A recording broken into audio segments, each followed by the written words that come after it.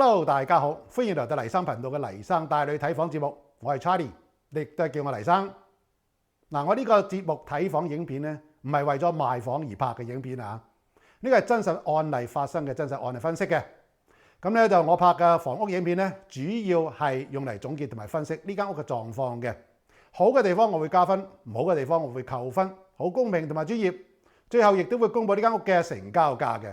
估計你係好難揾到第二個好似我做呢個睇房影片咁樣嘅。好，呢次我同大家介紹個屋係 Freehold Townhouse， 佢喺 Markham 嘅 Bursey 呢個社區，估計好多華人都好熟悉啦。好，我哋而家去了解下呢個社區，同埋睇睇呢間屋嘅內部情況啦。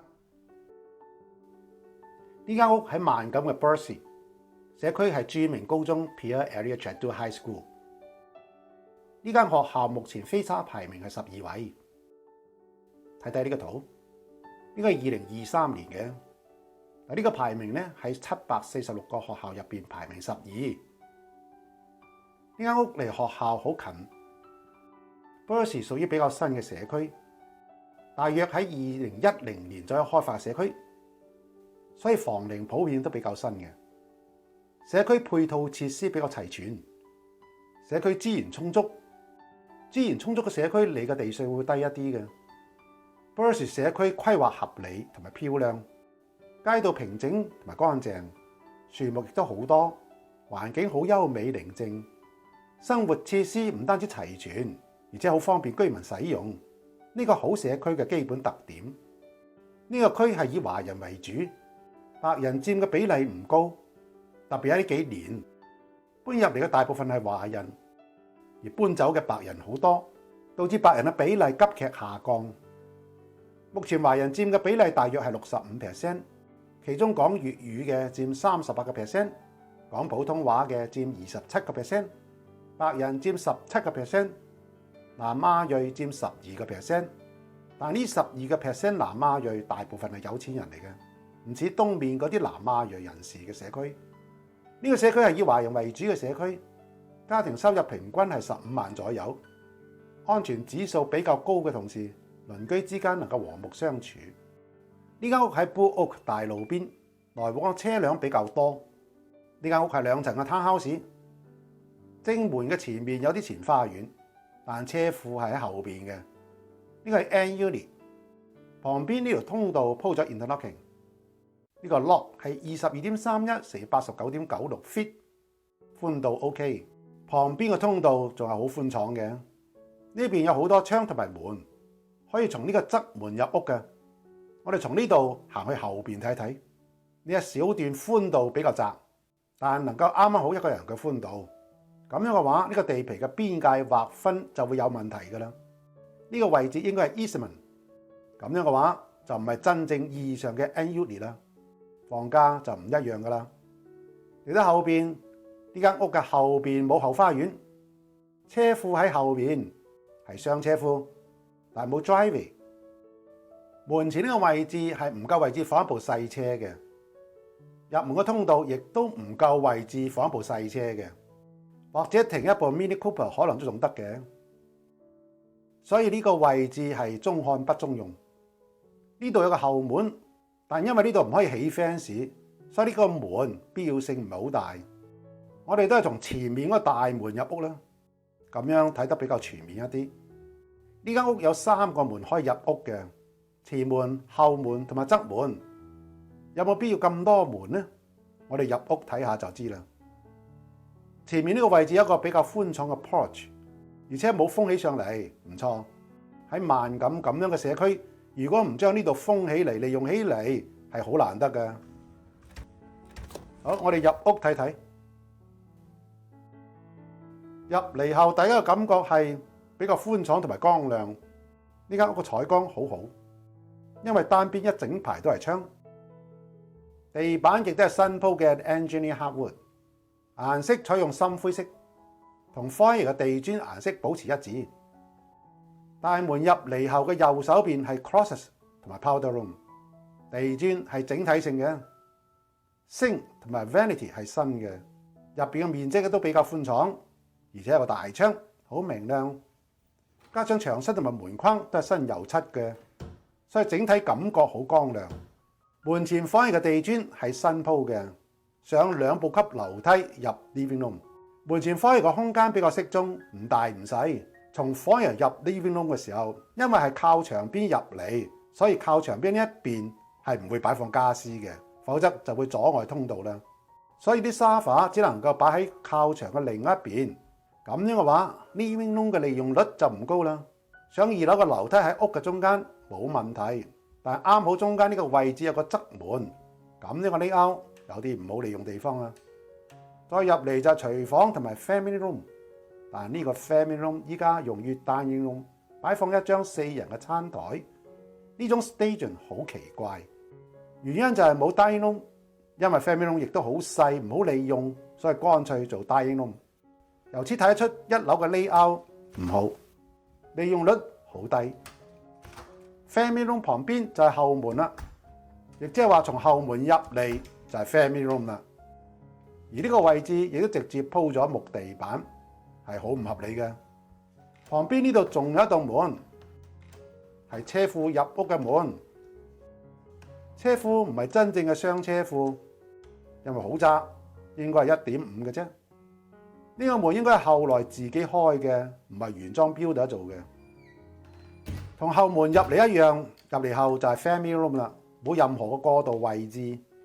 木地板亦都係同樣鋪到廚房。咁樣嘅裝修既慳錢，又表面好漂亮，但係好唔實用同埋唔實際。唔單止呢個門嘅位置，木地板好容易破損，廚房裏邊嘅木地板亦都好容易破損。到時破損之後就好難修復啦，只好重新鋪設啦。廚房嘅裝修亦都係新嘅，面積大細適中，一個轉彎角嘅 countertop 做一個假嘅 island， 但顏色都係白色嘅，有啲沉悶。呢個 sink 好舊款式啦，廚房位置唔好，喺中間凹咗入去嘅位置。雖然大部分 townhouse 嘅廚房都係咁樣嘅位置，但係呢個係1800尺嘅 townhouse， 唔應該有咁嘅設計嘅。雪櫃亦都比較舊，白色 Corsi countertop， 玻璃條做嘅 backsplash MDF 櫥櫃，呢啲材料都係屬於一般嘅檔次。爐頭同埋抽油煙機都係2-3年新嘅，洗碗機亦都係2-3年新嘅，並唔係全新嘅。從廚房個角度睇 family room， 確實係好難擺放家私。請問電視機擺喺邊度呢？只能夠擺喺 fireplace 上邊，否則就冇地方擺啦。family room 旁邊呢個位置有啲浪費，呢個位置唔好擺放家私，只能夠擺一啲裝飾品。去 basement 睇睇，去 basement 樓梯同樣係新裝修嘅，鋪嘅同一款式嘅 engineer hardwood。呢度做多個門，係方便出租之用嘅。basement 有裝修，好似間咗好多房間喎。我哋先從右手邊嘅娛樂大廳睇先。呢個大廳而家用於 family room 同埋 dining room， 面積亦都算唔細㗎。7尺嘅 smooth ceiling， 有適量嘅 pot line， 地板鋪嘅 vinyl 唔係 laminate， 牆身亦都新油漆過嘅，盡量顯得光猛一啲。呢個 storage 入嚟呢度係洗衣房同埋設備房，洗衣機同埋乾衣機都唔係全新嘅，有啲舊啦。旁邊有個星，呢個星嘅作用好大啊！對面係洗手間，等就係我哋去對面睇睇。有加濕器，實木嘅橫梁，底板係刨花板。設備房嘅地面鋪嘅 vinyl。設備房有2個門，從呢個門入嚟睇設備。去洗手間亦都係從呢個門入嚟先嘅。熱水器係租嘅，亦都係好舊啦。咁都好，咁樣咧可以順便換一個新嘅。如果係自己住嘅話，建議自己直接買個新嘅，冇必要再租啦。Furnace 係中效爐，唔係高效爐，而且亦都好舊啦，估計好快就要更換新嘅啦。過嚟呢邊就係洗手間啦。我點解會講洗手間呢？係因為佢的確係個洗手間，只有馬桶同埋洗手嘅星，其實就係一個 powder room，唔係浴室。好奇怪，既然裝修啦，點解唔做成一個浴室呢？過嚟呢邊有個房間，呢個房間雖然有啲壓抑感，但卻係能夠成為一個房間嘅，因為呢度有個窗。電箱亦都喺呢度，睇睇個電箱，100瓦嘅電箱，電線都係銅線，呢啲都冇問題。電箱喺房間入邊都唔奇怪嘅，好正常。整個 basement 嘅裝修都過得去，但係冇廚房、冇浴室，所以唔可能用於出租，連自己用都唔係咁方便啊。所以咁樣嘅 basement 嘅利用率應該唔會好高嘅。咁嘅話，樓梯中間呢棟門就冇必要存在啦。好，我哋上2樓睇睇嗰3個房間。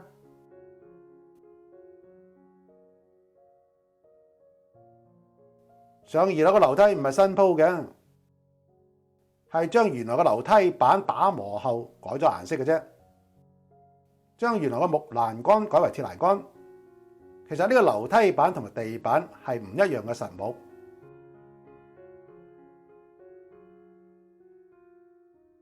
2樓嘅實木地板係 engineered hardwood， 但樓梯板先至係真正嘅屋實木。2樓嘅牆身同埋地腳線都係重新油漆過嘅。先睇入邊呢個第一個房間，呢個係中房，面積係13乘10尺，足夠位置放張 queen size 嘅大床加2邊床頭櫃，有個大窗，非常明亮。從呢度睇，呢間屋算唔算冒充呢？呢種冒充真係有問題咩？定係只係價錢嘅問題呢？翻到房間，房間嘅採光好好，司令嘅空間比一般8尺嘅司令要高，裝修得亦都唔錯。旁邊呢個係公共浴室，一個星，黑色嘅 quartz countertop 比白色嘅要好睇。地磚係新鋪嘅大 size 瓷磚 ，MDF 底座。呢個 vanity 係訂做嘅，唔係買現成產品裝上去嘅。大鏡有包邊，但係鏡前燈太高同埋唔靚。裏面嘅浴缸係新款式嘅，浴缸嘅牆身鋪嘅亦都係同地磚同一材料嘅大 size 有花紋嘅瓷磚，好漂亮。呢個亦都係而家比較流行嘅貼磚。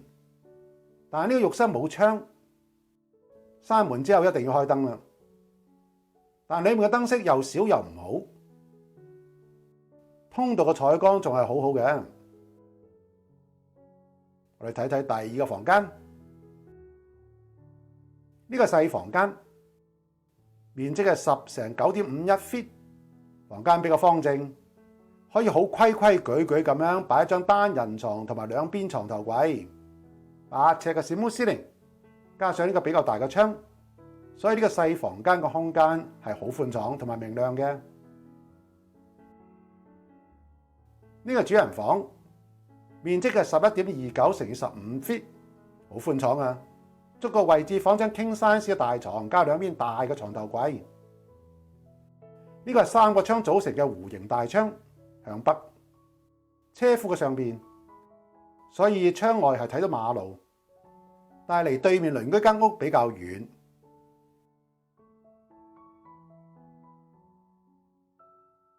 房間裏邊有一個細嘅 walk-in closet， 應該係唔夠用嘅。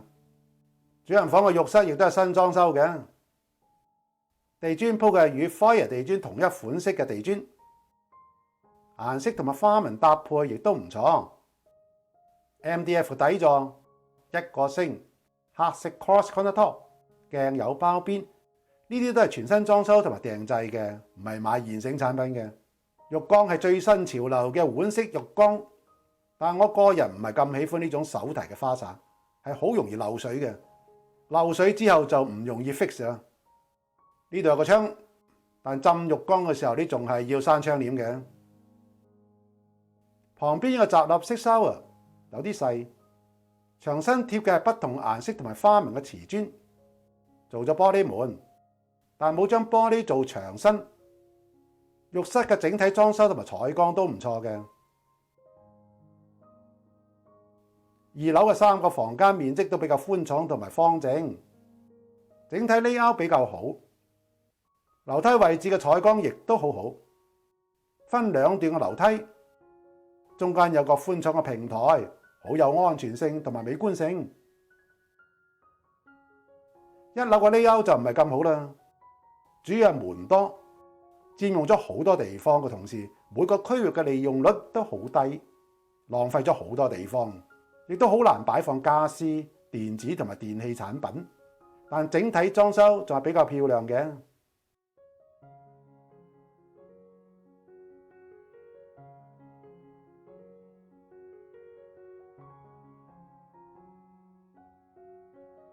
最後同大家匯報一下呢間屋嘅售賣情況。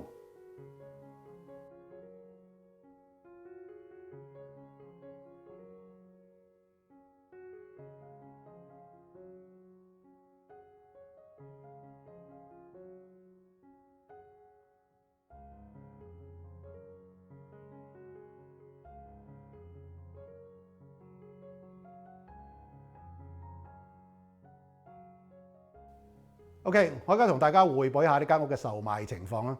嗱，呢間屋咧喺萬錦嘅 Bercy，location 好好啊，離著名嘅 Pierre Elliott Chadwick High School 好近啦，1800尺嘅 Anuli Freehold Townhouse， 全屋全新裝修，係咪？呢間屋市場價係130萬左右嘅，但係呢間屋嘅缺點好多喎，而且有啲係硬傷，所以咧我最後勸我嘅客人唔好買呢間屋。最後我嘅 buyer 客人咧聽咗我勸告，放棄咗啦。咁呢間屋最後賣咗幾錢咧？係賣咗114萬嘅。咁其實我嘅 buyer 客人咧都好心動㗎。咁呢間屋係最後由韓國人買落嚟嘅，佢哋唔太計較呢個硬傷啊，只係平就得啦，係咪？咁啊，佢哋可能唔知道咧，當佢哋以後要賣嘅時候咧，就知道慘啦。好，今日黎生帶你睇房節目就先到此為止。我非常樂意幫大家喺大多倫多地區買或者賣呢間屋嘅，幫你間屋低價買入，高價賣出，係我最高嘅追求。多謝大家，我哋下一集見，拜拜。